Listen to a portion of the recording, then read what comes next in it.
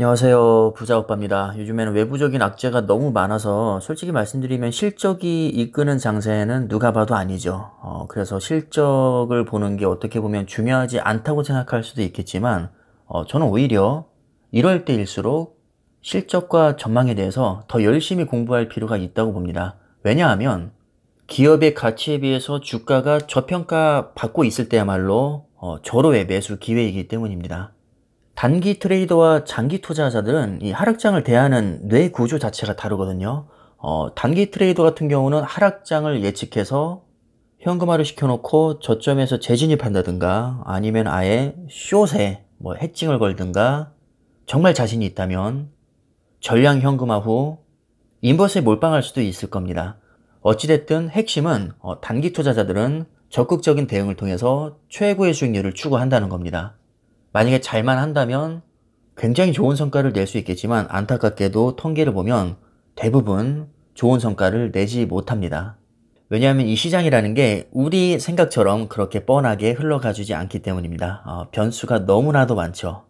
반면에 장기 투자자는 화려하게 대응하진 않지만 우직하게 한 방향으로 밀고 나가는 뚝심이 있습니다. 결국에는 이런 뚝심이 좋은 결과를 가져다 주는 경우가 많죠. 예를 들면 상승장이든 하락장이든 기본적으로 장기 분할 매수 관점으로 접근을 하는데 오히려 하락장에서 더 신나게 줍줍하는 경향이 있습니다. 왜냐하면 지금 당장 매도할 생각이 전혀 없기 때문에 지금 당장 평가 금액이 줄어드는 것은 사실 크게 의미가 없고, 예를 들어서 10년을 목표로 하고 있다면 10년 후 주가와 수량이 결국에는 성패를 좌우하게 됩니다.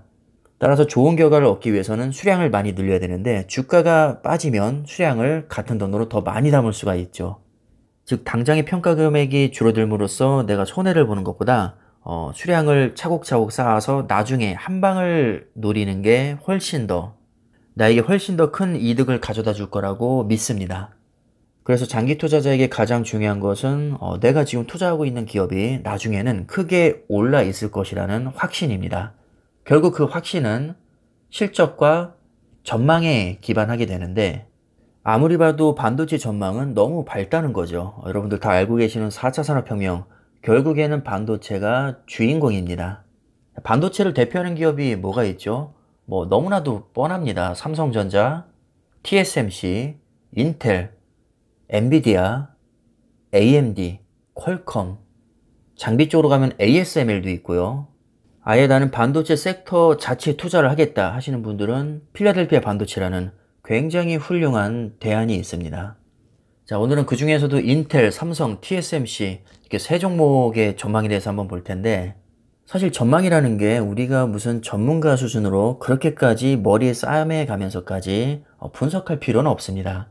거시적으로 반도체가 앞으로 크게 성장할 것이냐 아니면 쇠퇴할 것이냐, 이런 큰 방향성을 잡는 게 일단 가장 중요하고, 방향성이 제대로 잡혔다면 과연 실적은 얼마나 잘 내고 있는지, 그리고 미래를 위해서 얼마나 많은 돈을 투자하고 있는지, 이 정도만 우리가 모니터링 하면 됩니다.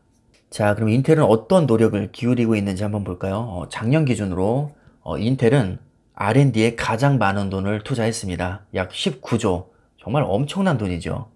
인텔 혼자서 전체 반도체 업계의 무려 19%를 차지했습니다.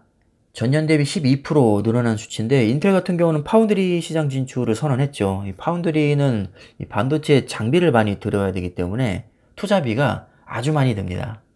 게다가 새로운 IC 처리 기술 세대 출시를 지금 다시 주도하고 있고, 한동안 14나노 사골 문제로 이 제조 파트에 뭔가 치명적인 문제가 생긴 거 아니냐, 이런 지적을 많이 받았기 때문에 아무래도 지금 투자를 많이 들어가고 있는 것 같습니다. 삼성전자도 만만치 않죠. 전년 대비 13% 늘어난 8조 원을 반도체에 투자를 하고, 인텔 다음으로 업계에서 두 번째로 많은 돈을 지금 투자를 합니다. 전년 증가율은 23%에는 미치지 못하지만 13%도 정말 엄청나게 큰 수치입니다.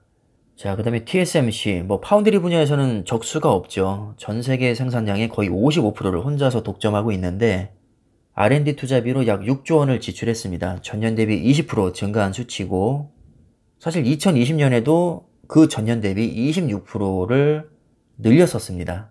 뭐 그 밖에도 수많은 기업들이 지금 미래를 위해서 엄청나게 투자를 하고 있는데 작년 기준으로 전 세계 반도체 기업들의 연구개발 지출 비용은 약 91조 원으로 전년 대비 13% 이상 증가했습니다.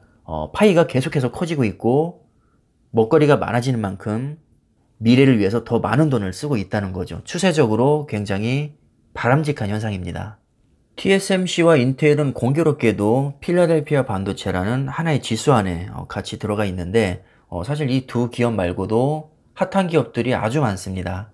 뭐 AMD도 있고요. ASML, 램 리서치, 브로드컴, 마이크론, 엔비디아, 퀄컴, 아마 개별 종목으로도 많이 투자를 하고 계실 텐데 이번 하락장에서 다들 느끼셨겠지만 그렇게 잘 나가던 넷플릭스나 페이스북도 폭락을 면치 못했습니다. 심지어 아마존이나 테슬라 같은 기업도 막 하루에 10% 이상씩 빠집니다. 아니 무슨 미국 초우량 기업들이 코인보다도 변동성이 큽니다. 결코 개별 주식이라고 해서 안심할 수가 없다는 거죠. 특히나 요즘 변동성이 워낙에 크다 보니까 많은 분들이 개별 종목보다는 지수 추종형 ETF에 관심을 많이 보이시는 것 같습니다. 반도체에도 그런 지수가 있죠. 바로 필라델피아 반도체입니다. 세계에서 난다긴다는 30개 반도체 기업들을 모아놓고 이것을 지수화시켰기 때문에 아무래도 개별 종목보다는 조금 더 안정적인 경향을 많이 보입니다. 또 지수 추종형 ETF 같은 경우는 반도체라는 산업 자체가 상승세를 타기 시작하면 무조건 오를 수밖에 없기 때문에 개별 종목을 잘못 골랐을 때 느낄 수 있는 상대적 박탈감을 미연에 방지할 수가 있습니다. 그래서 최고의 수익률과 최악의 수익률을 동시에 피하면서도 나는 그냥 평균 수익률만 추구하겠다 하시는 분들은 필라델피아 반도체에 투자하시면 반도체 쪽에서는 더 이상 신경 쓸 게 딱히 없습니다. 굉장히 편하게 투자를 할 수 있죠. 자, 하지만 한 가지 아쉬운 게 있습니다. 삼성전자가 빠져 있다는 겁니다. 삼성전자는 메모리 반도체뿐만 아니라 전체 반도체 기업 중에서도 매출이 가장 많은 기업입니다. 아무리 좋은 기업들이 많이 들어가 있다지만 세계 1위 기업인 삼성전자가 빠져 있다는 것은 너무나도 서운한 일이 아닐 수 없습니다. 그래서 삼성전자와 필라델피아 반도체는 무조건 세트로 가져가야 되는 종목이라고 저는 개인적으로 생각을 합니다. 길게 보면 삼성전자 수익률이 많이 떨어지는 것은 사실이지만 사실 올해 들어서 수익률을 보면 오히려 삼성전자가 더 좋거든요. 둘 다 마이너스라 뭐 좋다고 표현하기가 조금 민망하긴 하지만 어찌됐든 필라델피아 반도체보다 오히려 덜 빠졌습니다. 그리고 아주 매력적인 요소가 몇 가지 더 있는데 일단은 대주주 요건에 해당되지 않는 이상 양도소득세, 즉 양도 차익에 대해서 양도소득세는 면제가 되고 또 1년에 4번 정기 배당이 나옵니다. 거기에 간간히 나오는 특별 배당까지 하면 결코 수익률이 그렇게 떨어지는 종목은 아닙니다.